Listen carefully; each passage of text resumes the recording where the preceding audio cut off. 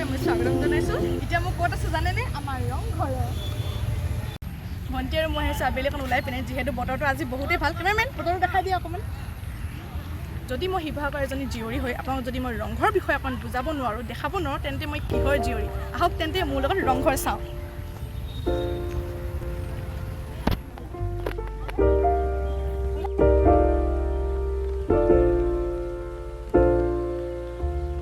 এইটো হৈছে ৰংঘৰৰ ভিতৰখন। আপোনালোকে নিশ্চয় জানে যে ৰংঘৰটো কোনে বনাইছিলে। এইফালে মই বস্তু দেখাম।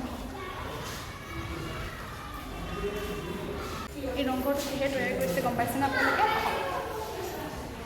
এই ৰংঘৰটো তৈয়াৰী কৰা হৈছে হাঁহৰ কণী, মাটি দাইল, বৰা চাউল আৰু কিছুমান সামগ্ৰী দি এই ৰংঘৰটো তৈয়াৰ কৰা হৈছে। ৰজা আৰু ৰাণীয়ে ইয়াতে বহি পিনে তেওঁলোকে ৰং উপভোগ কৰিছিল, যিহেতু সেই তলত মল্ল যুঁজ, কণী যুঁজ, কুকুৰা যুঁজ বা যিকোনো ৰং ধেমালি, ম'হৰ যুঁজ, যিকোনো ৰং ধেমালি তেওঁলোকে ৰজা ৰাণীয়ে এই ওপৰৰ পৰা বহি পিনাই সেই তললৈকে উপভোগ কৰিছিল। সেইকাৰণে ইয়াৰে নাম দিয়া হ'ল ৰংঘৰ। অকণ এক্সপ্ল'ৰ।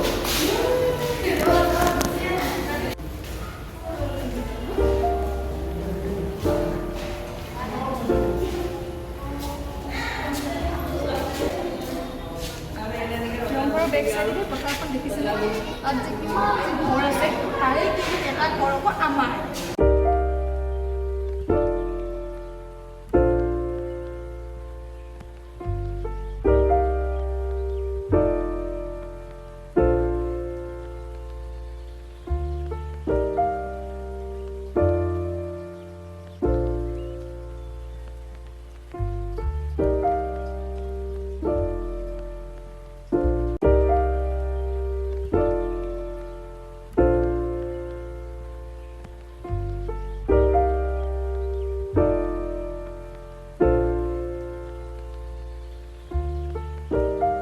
ৰংঘৰৰ বেক চাইড।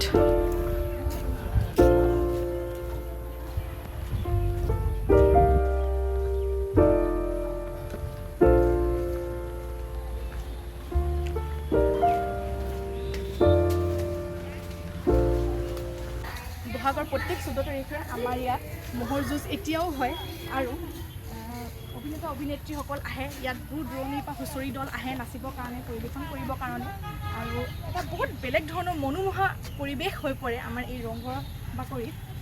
আজি মোৰ মিনি ব্লগটো ইমানেই আছিল।